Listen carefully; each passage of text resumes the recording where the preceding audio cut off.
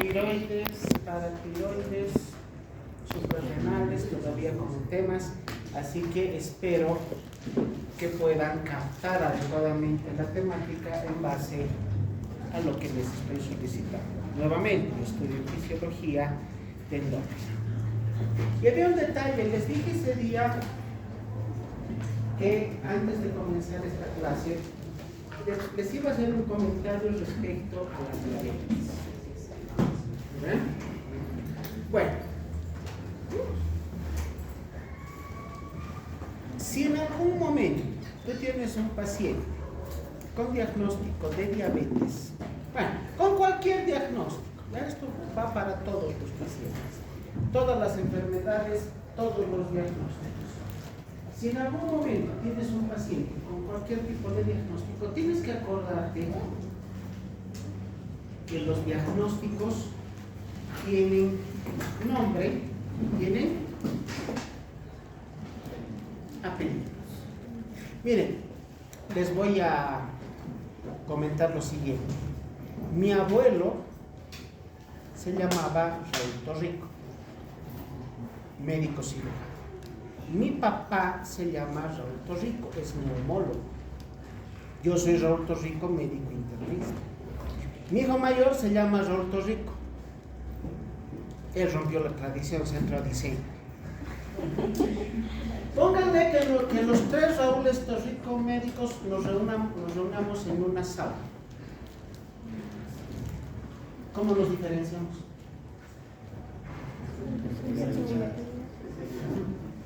Por la edad ya, mi abuelo ya murió.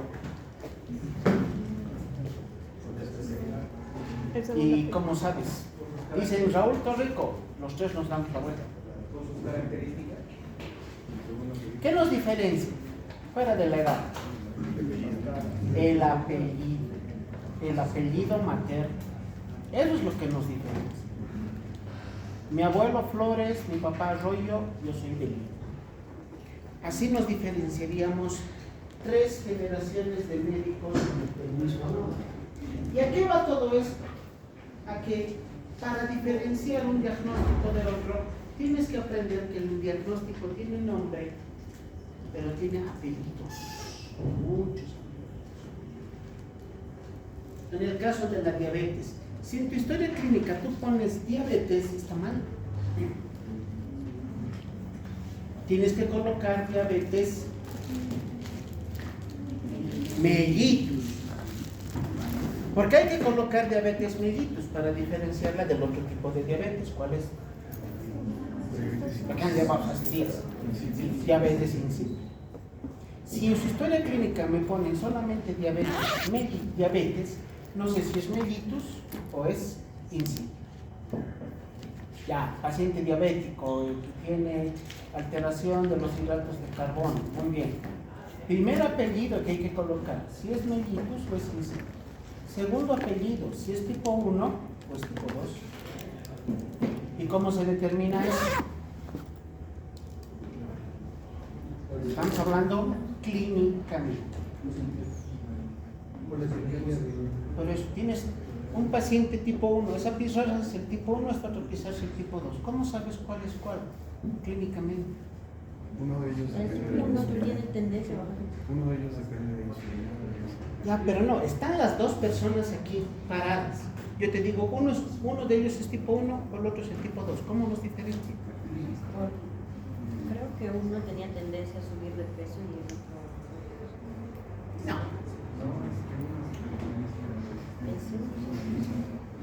La diferencia entre tipo 1 y tipo 2, ¿dónde radica? En la edad. La tipo 1 es para personas jóvenes, menos de 30. Si se diagnostica antes de los 30 años es tipo 1. Si se diagnostica después de los 30 años es tipo 2. Ese es el otro apellido. El otro apellido, si el paciente tiene síntomas de descompensación diabética, síntomas de que los valores de glicemia han subido, se pone diabetes descompensada. ¿Cuáles son los síntomas de descompensación? Alteraciones del estado de conciencia. Síntomas de descompensación de la diabetes. ¿Cómo tú puedes determinar clínicamente que tu paciente está con su glicemia elevada? Pero clínicamente, porque presenta síntomas. Esos síntomas son los síntomas llamados de descompensación, síntomas con los cuales diagnosticas diabetes. ¿Cuáles son?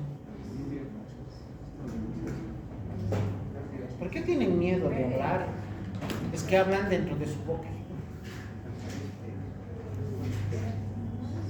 ¿Cuáles son? Las 5 P's: polidipsia, poliuria, polifagia, pérdida de peso. ¿Saben? ¿Y por qué no responden? Esos son los síntomas de descompensación diabética para un paciente con diabetes mellitus. Y por si acaso, no se sorprendan, ya no son 5, son 7. No está normatizado, pero de qué poco íbamos a hablar de las 7 P's de la diabetes.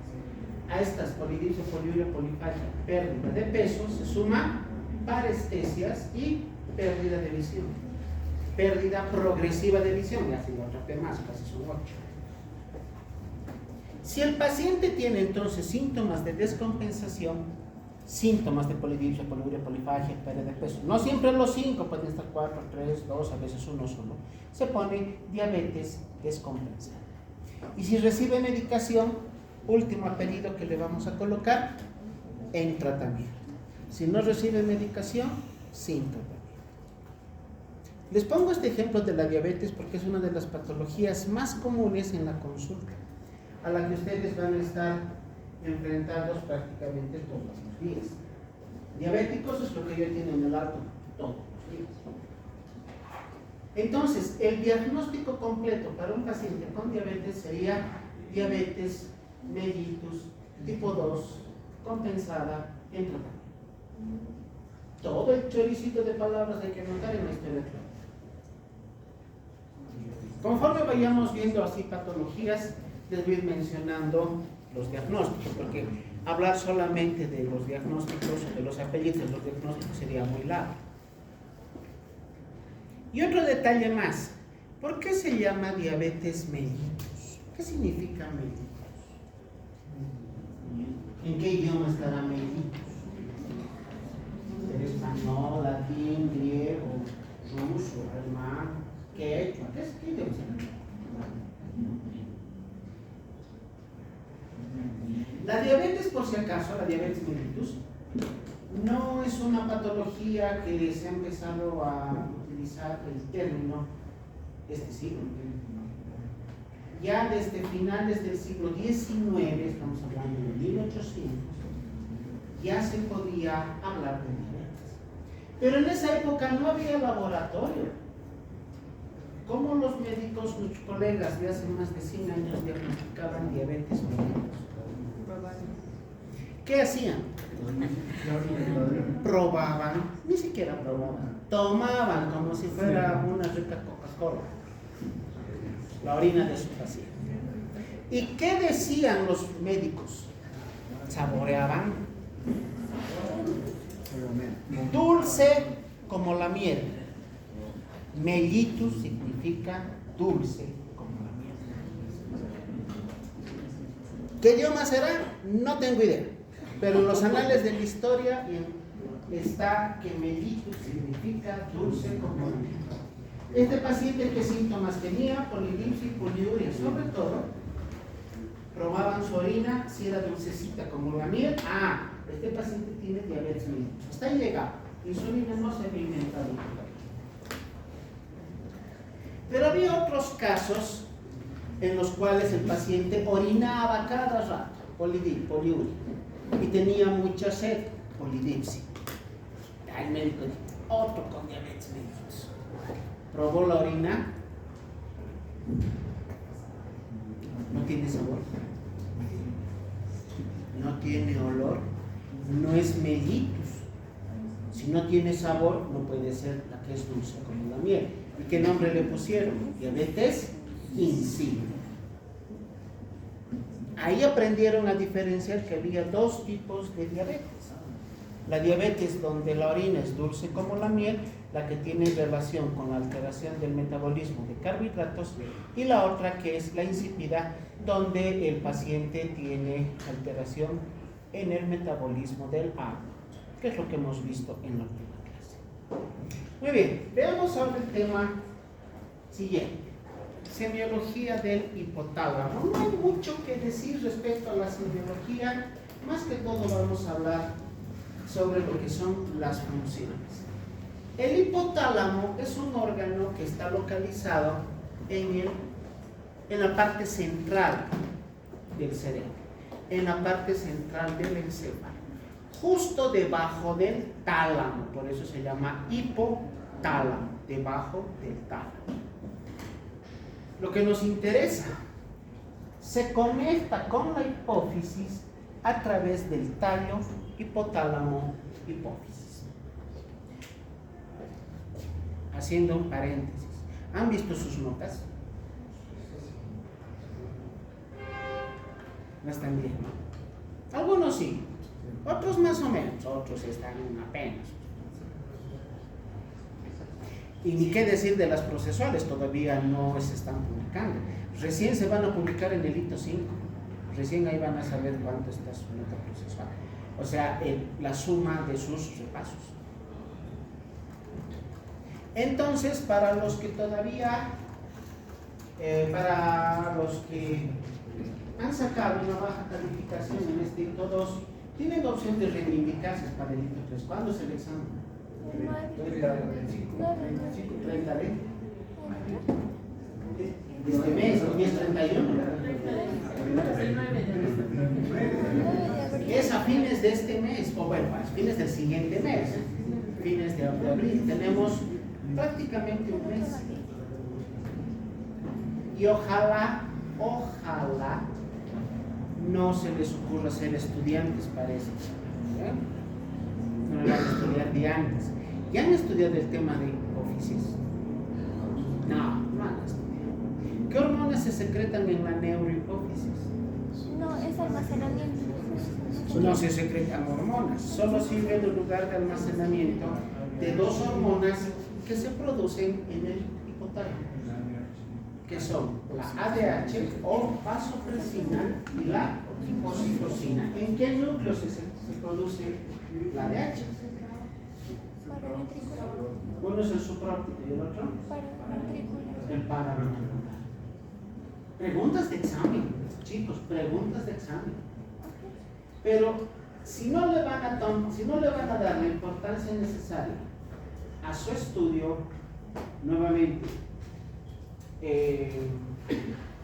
pronósticos reservados para su nota de hito 3, ya tienen que empezar a estudiar. Aprovechen este fin de semana de los feriados de Semana Santa. De acuerdo a si eres católico o no eres católico, te regirás a lo que son las costumbres de la religión de la Semana Santa, pero el resto del tiempo aprovecha, estudia. Ya vas a tener dos temas de estudio. Uno que es hipófisis y otro que es hipotálamo. El jueves las clases son normales, por si acaso. Son normales las clases. No tengo idea, pero las clases de momento son normales. Porque se tiene, de acuerdo a lo que el gobierno saca al Ministerio de Trabajo, se tiene tolerancia en las instituciones públicas y privadas, todo lo que es en horario continuo, para trabajar hasta las 2 de la tarde. Pero todos los años hemos pasado clases jueves hasta la noche. Por lo menos siempre me tocado clases de semiología los jueves. Así que vamos a pasar clases. El feriado es el viernes. Bueno, entonces, estas hormonas que se producen en el hipotálamo, la ADH y la oxitocina, van a ser enviadas hacia la neurohipófisis a través de este tallo hipotálamo hipofisial. A ver, creo que tengo alguna imagen. En la clase de hipófisis les he mostrado el hipotálamo arriba, la hipófisis debajo, y hay como una parte central que la une. Ese es el tallo hipofisial. A través de esa estructura se comunica el hipotálamo con la hipófisis. El hipotálamo se va a dividir en tres partes. la zona anterior, la supraóptica, aquí se produce la ADH y la oxitocina. También es el lugar donde se regula la temperatura. ¿Cómo se llama ese lugar que regula la temperatura?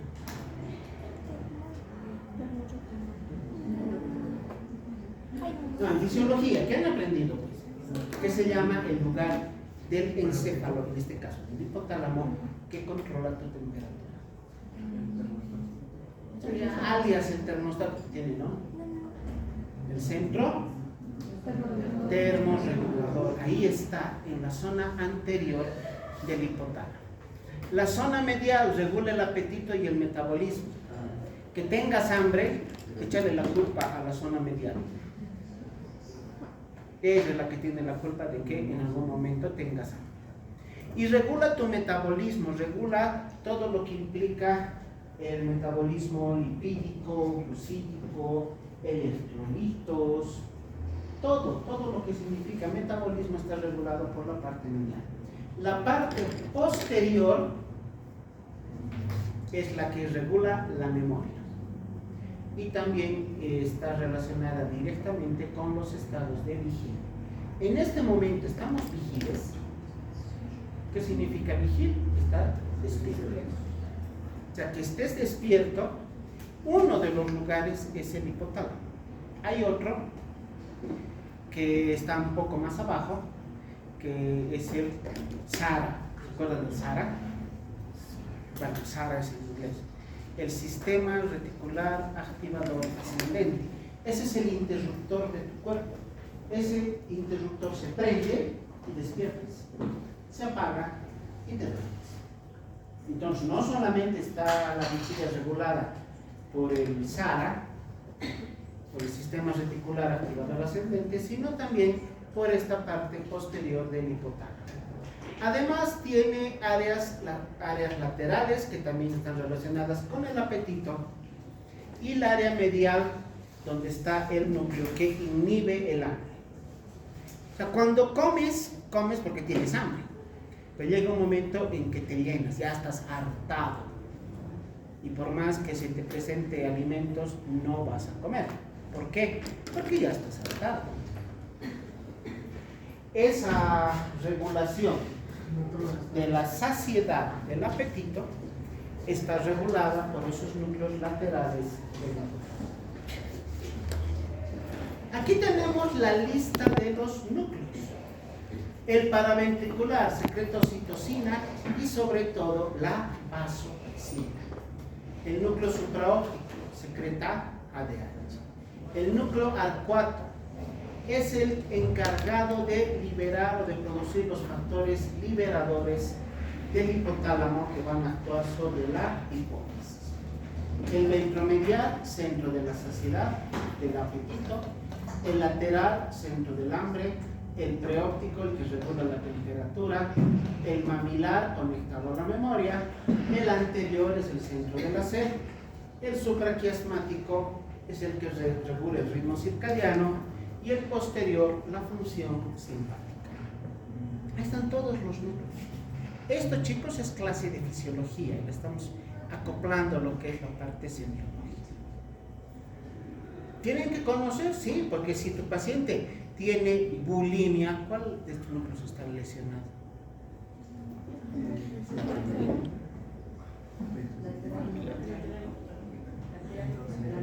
Este, que es el que controla el hambre, se sobreestimula y el paciente empieza a comer de más. Si el paciente tiene anorexia, ¿cuál estará lesionado? Ese centro de la saciedad todo el tiempo está activo y la persona siente que todo el tiempo está activo. Ahora, a ver, otra pregunta.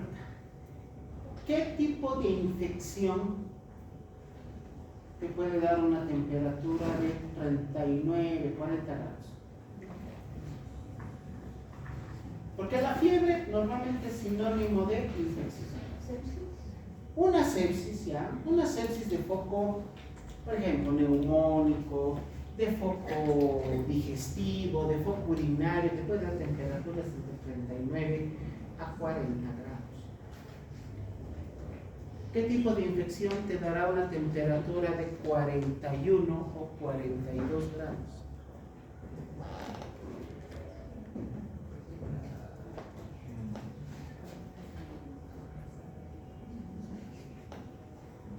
Si la sepsis, que es algo grave, te da 40, para que te dé 41 o 42 grados debe ser algo más grave, ¿no?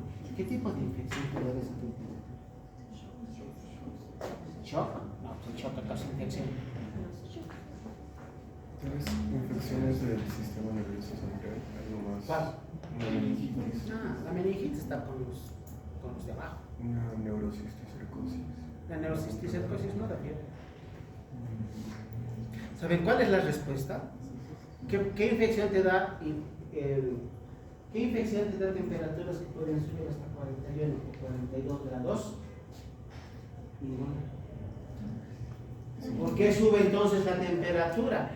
Por una sobreestimulación del centro regulador de la temperatura, del centro termorregulador. En esos casos, no le vas a dar paracetamol al paciente para que le baje la fiebre. Tienes que llamar a los bomberos. Tu paciente se está quemando por dentro, literalmente.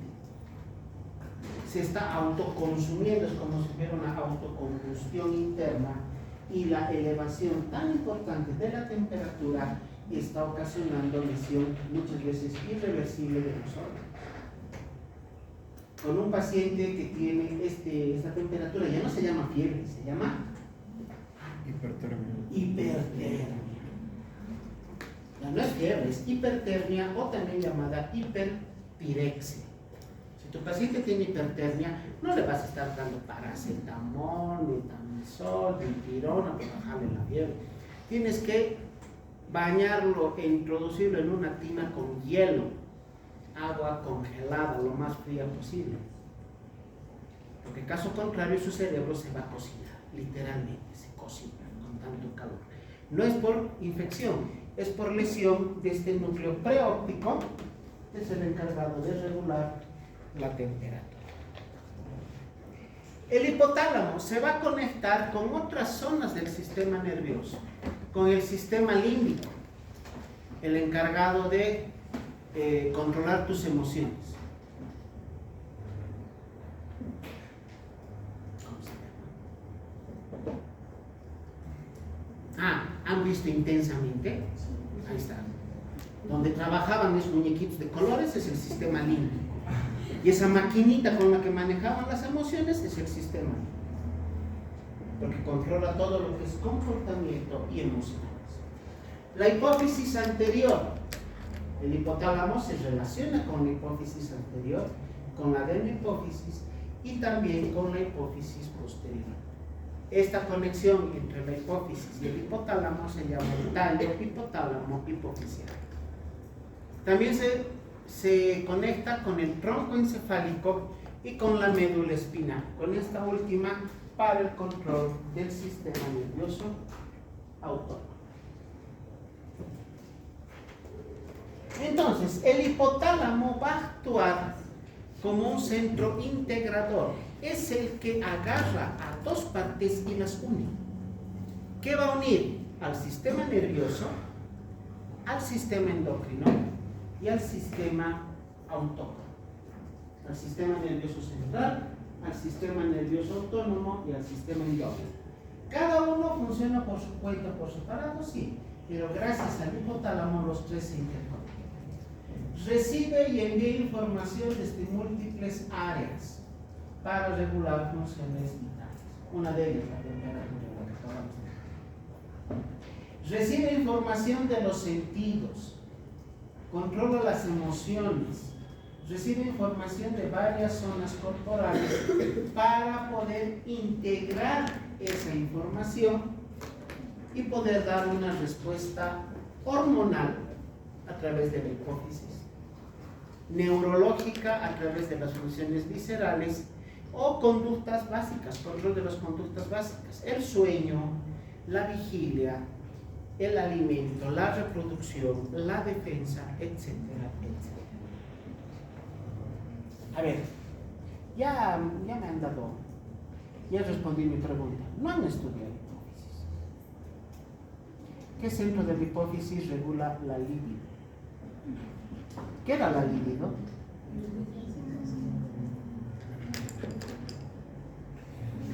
Hablan como las películas antiguas, mudas. Mueven la boca y no dicen nada. Y no sé leer labios, por si acaso. ¿Qué es la libido? La libido, no es el, la libido. ¿Qué es? Es el deseo sexual, el deseo innato. Es un deseo primitivo que tiene tanto el varón como la mujer de mantener contacto sexual íntimo con otra persona. Ya, lo lógico sería de distinto sexo. Pero ya, podemos decir del mismo sexo, ya ni modo, ya hasta ahí hemos llegado. Todo eso está regulado por, obviamente, por la hipófisis, que es la zona que controla esta situación. Pero el hipotálamo es el que tiene la mayor participación en despertar la libido o inhibir. A ver, ¿qué es una vía aferente? Vía neurológica aferente, ¿qué es? A ver, no te escucho. Sin miedo, lánzate el éxito. Vías que llegan al centro. Ya, vías neurológicas que traen información. Esas son las vías aferentes. Las vías eferentes son las que mandan información. Hablando del hipotálamo, ¿de dónde le llega información? ¿Qué vías aferentes tiene? Con el sistema límbico. Controla lo que son emociones y conducta. De la retina para lo que es la interpretación de la luz y los ritmos y control del ritmo circadiano. Del tálamo y la corteza es lo que controla la parte sensorial y motivacional. De los núcleos del tronco encefálico, información de las vísceras y del sistema nervioso autónomo. Y de la médula espinal recibe información para lo que es el control visceral y nociceptivo. ¿Qué significa nociceptivo? Dolor. Las vías dolorosas son las vías nociceptivas. Si te cortas el dedo, te aplastas el dedo, te vas a agarrar con la puerta hasta cerrar, te duele. ¿Por dónde viaja esa vía?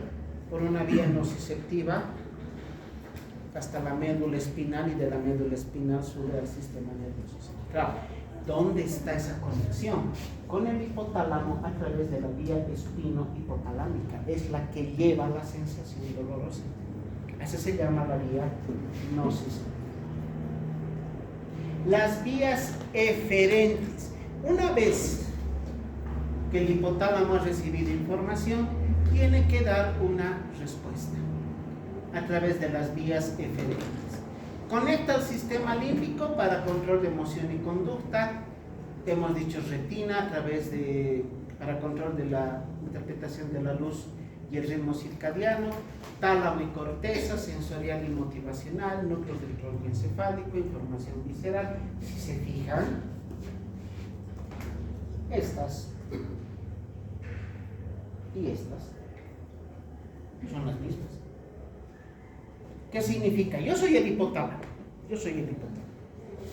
Me llega información del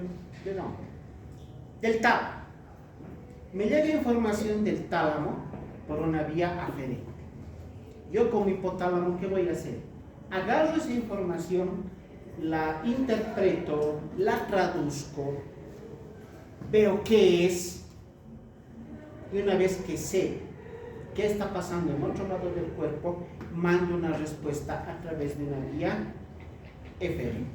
O sea, la vía aferente me trae información, yo como centro neurológico voy a interpretar, captar e interpretar esa información y voy a dar una respuesta. A ver, para que me entiendan, creo que no están entendiendo eso de las vías aferentes y eferentes. Semiología y fisiología de No están seguros, ¿no? Si no están seguros o no vinieron a clases o directamente no han llevado, díganme pues que yo no sé, no puedo adivinar. Han llevado. Les han explicado lo que es una vía aferente y una vía eferente. A ver, el ejemplo. Este bolígrafo es una vela. La prendemos, está prendida la vela. Pon tu mano aquí. 1, 2, 3 segundos, aguantas. Luego retiras. ¿Por qué? Te ha quemado. ¿Qué estás sintiendo? Dolor. Te duele.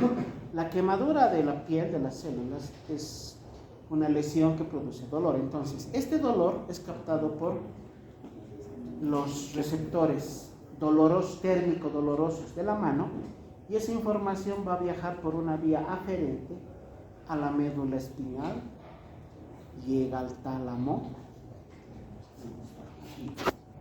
las señales viscerales y nociceptivas. El hipotálamo agarra esa información y dice, a ver, ¿qué está pasando con la mano? ¿Por qué está fregando ahorita? Ah, se está quemando. Está en contacto con una fuente de calor. Y a ver, imagínense, ¿no? Como la película de Intensamente. Alguien que diga, déjale que se queme. No, salvaremos la mano. ¿Qué dice el hipotálamo? Si dejamos que la mano se quede ahí, se va a lesionar. Deben salir ampollas. Ya, entonces, manden información al centro motor. ¿Dónde está el centro motor? ¿Dónde está el centro motor? ¿Aquí? No. ¿Aquí? Tampoco. ¿Dónde está el centro motor? No han llevado neurología, che. Y el hito 4 es solo neuro. Se van a aburrir de neurología, es lo más pesado que hay. El centro motor, los centros motores están en los lóbulos temporoparietales de cada lado. Entonces el hipotálamo manda una instrucción al centro motor y le dice, oye, centro motor, vos que controlas la mano derecha, haz que levante la mano, si no se va a quemar. El centro motor recibe esa información y dice, muy bien, entendido, señor hipotálamo, en este momento mandamos una información para que la mano se levante. Esa información que se ha producido ahora en el centro motor va por una vía eferente, baja la médula espinal, llega a los nervios motores de todo el antebrazo y en última instancia, ¿cuál es la respuesta? Que se retira del punto que está produciendo daño. La información viajó por una vía aferente, llegó a un centro integrador, ahí se ha analizado la información, se ha visto cuál es la mejor respuesta y le dice, tú tienes que dar la respuesta. El centro motor da la respuesta, viaja por una vía eferente y la mano se mueve. Eso sucede en cuestión de microsegundos. Espero que así me entiendan que es una vía aferente, que es un centro integrador y que es una vía eferente. Todas las estructuras del hipotálamo, todas las estructuras del sistema nervioso tienen estas características en cuanto a las vías, una vía aferente y una vía eferente. Este es un esquema de más o menos cómo están localizados los núcleos. Área preóptica, hipotalámica anterior, núcleo paraventricular, dorso medial, ventromedial, el área hipotalámica dorsal, etcétera, etcétera, etcétera, etcétera. Esta es la hipófisis. Este es el núcleo, el tallo hipotálamo hipofisial. A través de esta estructura, toda la información neurológica, hormonas en nuestro caso que nos interesan, que se producen aquí, donde está el área preóptica, la DH, se produce aquí, viaja a través del tallo hipotálamo hipofisiario y se almacena en la neurohipófisis. Esta de aquí adelante es la adenohipófisis o hipófisis anterior. Les haré renegar. ¿Qué hormonas se producen en la hipófisis? ¿Cuántas son? 7. ¿Cuáles son? La A ver, dime. hormona luteinizante, o LH, la hormona folículo estimulante, FSH, la hormona del crecimiento, la FH, la ACTH, o hormona Y adrenocórtica, ya, te falta una. y La TSH. la TSH. TSH. Esas hormonas se producen aquí, en la hipófisis anterior. La TSH, la ACTH, la FSH, la LH, la prolactina y la hormona del crecimiento.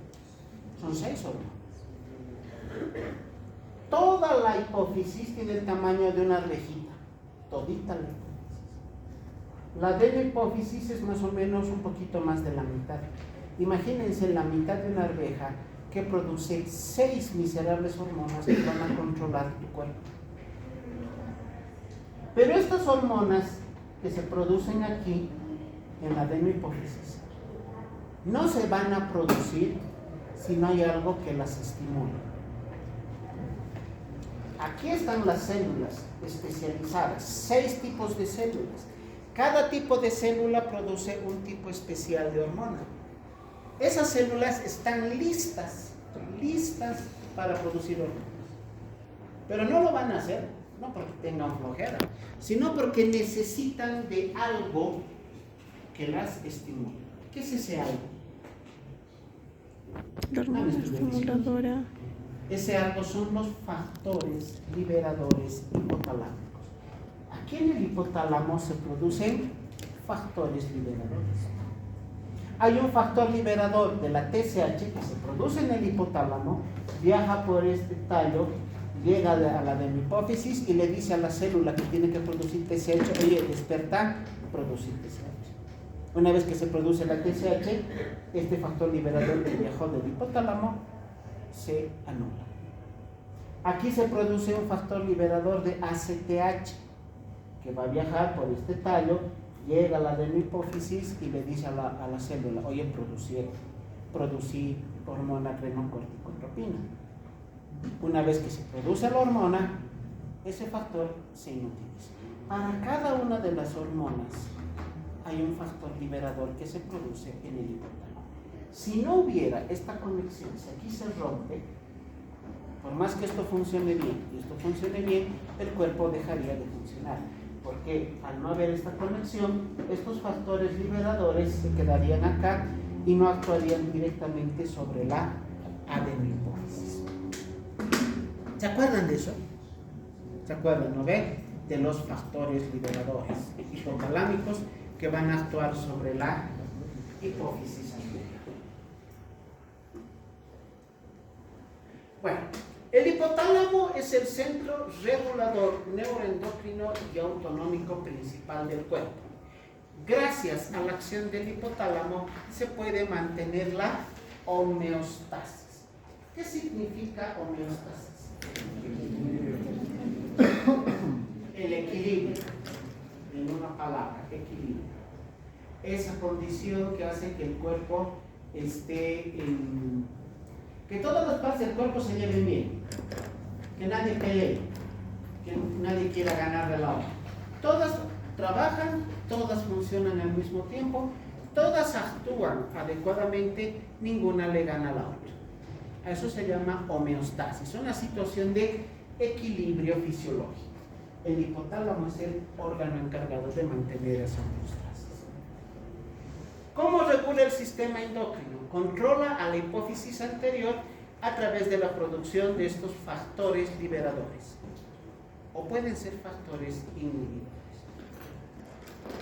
Número 2, libera DH y oxitocina, otra vez. Antes que estamos repitiendo, núcleo supraóptico y paraventricular. Y participa en el eje hipotálamo hipoficiario con los factores liberadores y estimulando la producción de ACTH, TSH, LH, FSH, hormona del crecimiento, Growth hormone, por eso es que H, y la prolactina. Gracias a la acción del hipotálamo es entonces que nuestro cuerpo puede funcionar de manera hormonal. Si no hubiera la conexión entre hipotálamo e hipófisis, no podrías diferenciarte como mujer o como varón, porque la liberación de hormonas sexuales se produce en la hipófisis, pero gracias a la estimulación de los factores liberadores. Ahí tenemos la regulación del sistema nervioso autónomo. El hipotálamo controla las funciones viscerales involuntarias. No tienes que pensar para que tu corazón lata. No tienes que pensar o hacer algo para que tu presión arterial esté normal, para que tus capilares periféricos se contraigan para mantener la presión arterial. No tienes que hacer nada para que tu intestino o tu estómago se muevan. No tienes que hacer nada para que tu vesícula o el páncreas produzcan los factores que participan en el proceso de la digestión. No necesitas pensar si quieres eso. Para eso tenemos el sistema nervioso autónomo. Se encarga de esas funciones que son automáticas e involuntarias. Pero ¿quién controla al sistema nervioso autónomo? ¿Quién es el jefe? El hipotálamo. El nervioso autónomo simplemente es un empleado más. Necesita de alguien que lo guíe. Se conecta con centros autónomos en el tronco encefálico y la médula espinal para control de todos los órganos. Todos los órganos que se regulan a través del sistema nervioso autónomo gracias a la guía, al comando que tiene la cabeza de toda esta estructura que es el hipotálamo. Controla la temperatura corporal, lo que es el centro termorregulador. El núcleo preóptico anterior es el centro de pérdida de calor y el núcleo posterior es el centro de conservación del calor. ¿Qué pasa cuando tienes frío? Para conservar calor, ¿qué haces? ¿Nunca te ha hecho frío? Lo primero que haces cuando hace frío, tiemblas, ¿no ve? Tiritas. ¿Por qué se produce esa situación de contracción brusca de músculos? Para formar calor. A ver, paréntesis. Vamos a hablar de esto con detalle en otro tema, pero un paréntesis pequeñito. ¿Qué es lo que produce calor en tu organismo? Gracias a qué acción metabólica tienes calor en tu organismo. ¿A la formación de qué? No. ¿Qué se tiene que formar dentro de la mitocondria celular para que se produzca calor? ATPs. Entonces, lo que estás haciendo al temblar por el frío, estás motivando la contracción muscular para que esas células, las mitocondrias de esas células produzcan ATP y produzcan calor. El centro de conservación del calor se activa cuando tienes frío. Ese es el núcleo posterior hipotalámico. ¿Qué pasa cuando hace calor? Empiezas a transpirar. No es un mecanismo de defensa de pérdida de calor, la transpiración. Pero además hay una situación innata. Si estás abrigado, te desabrigas, te quitas la chamarra, la chompa, la polera. Y a veces es hasta una situación mecánica, automática. Hace calor y automáticamente estás abanicando que en otro momento desabrigas. ¿Quién controla eso? El núcleo preóptico anterior. Esas emociones o esas acciones las va a controlar este centro hipotálamo. La regulación del hambre y la sed, tenemos al área lateral que controla el hambre, estimula el apetito, y el núcleo ventromedial que inhibe la apetito.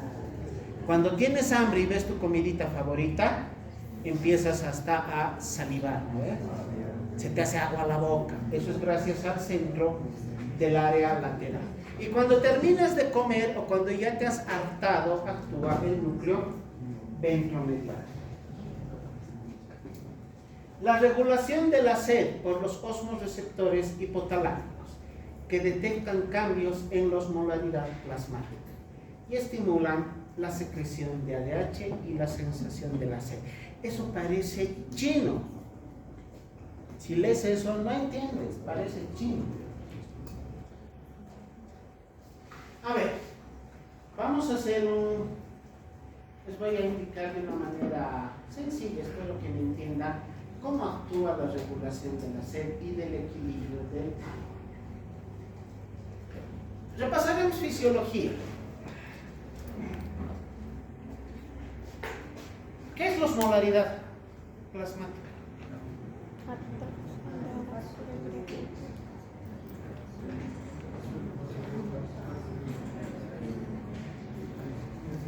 Ya, a ver, algo más sencillo. Algo más sencillo. ¿Cuáles son los elementos que controlan la osmolaridad? Primero, ¿cuánto es la osmolaridad normal?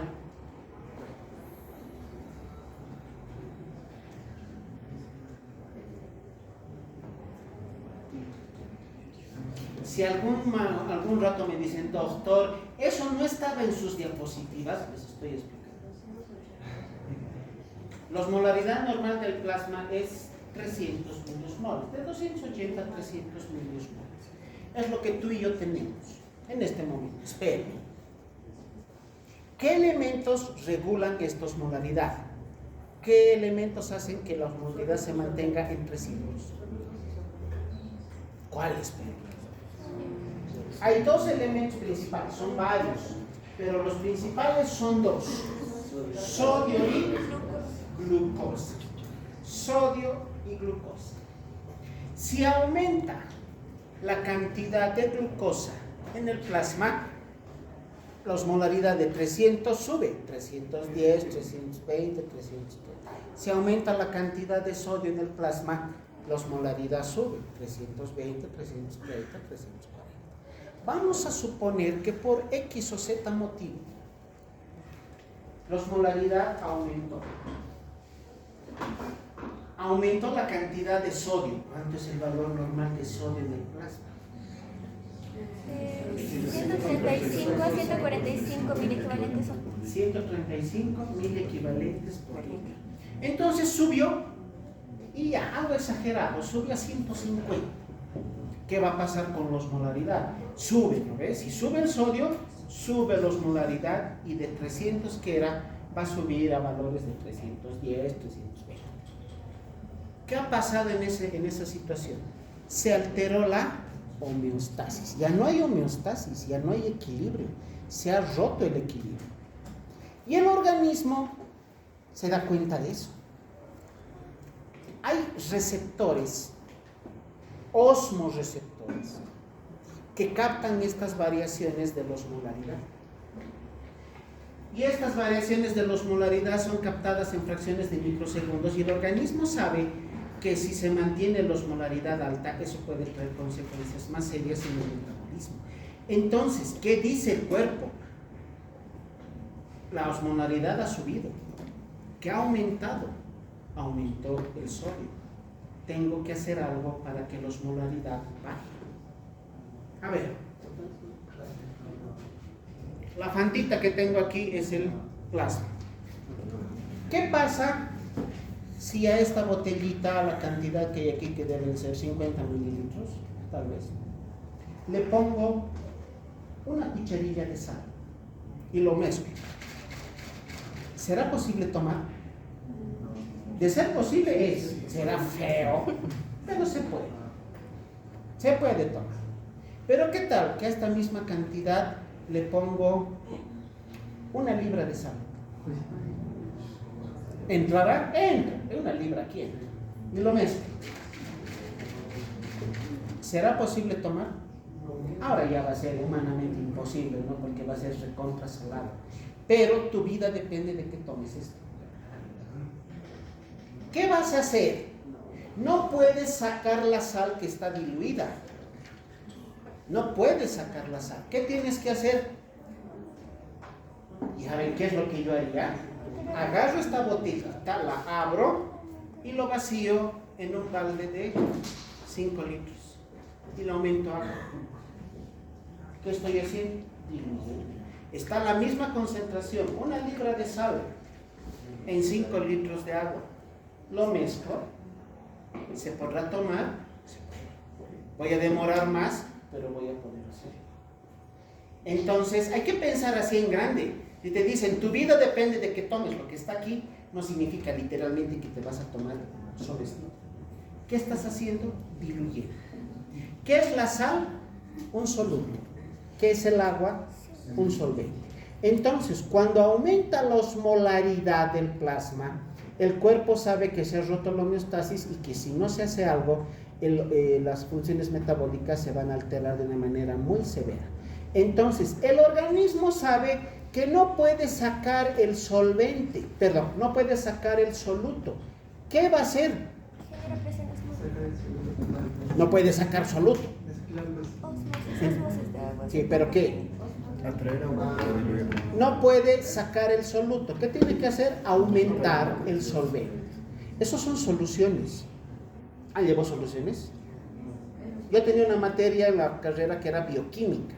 Segundo año llevábamos bioquímica, donde nos han enseñado esta situación de soluciones, solventes, solutos, etcétera, etcétera. Lo único que me acuerdo es eso, porque odiaba esa materia. Ahora, tu cuerpo entonces está con una osmolaridad elevada porque aumentó la concentración de sodio a 150 miliequivalentes por litro.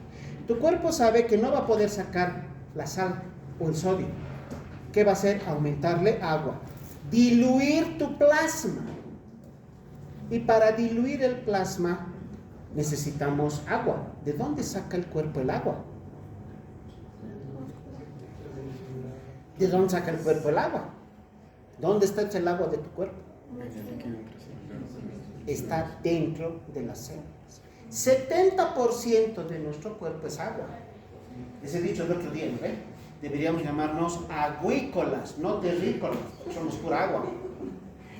Entonces, tu cuerpo va a sacar agua de todas las células para meter al interior del plasma, aumentar el solvente, diluir el plasma. No está haciendo nada con el soluto, pero está diluyendo el plasma de tal manera que gracias a esa dilución la osmolaridad va a bajar. ¿De acuerdo? Muy bien. ¿Se restableció la homeostasis? Aparentemente sí, porque la osmolaridad ha bajado. Pero ahora, por arreglar algo, hemos arruinado otra cosa. Salió el agua de las células y se entró al intravascular. ¿Qué pasó con esas células? Se han deshidratado. Se hemos arreglado la osmolaridad, pero ahora estamos con otro problema. Hay deshidratación. Y no estamos hablando de 1 o 2 células, estamos hablando de millones de células en todo tu cuerpo. Células del hígado, células del cerebro, células de todo lado. Para poder corregir esa situación de deshidratación, inicialmente el estado de deshidratación es captado por receptores. Y para contrarrestar la deshidratación, ¿qué dice el cuerpo?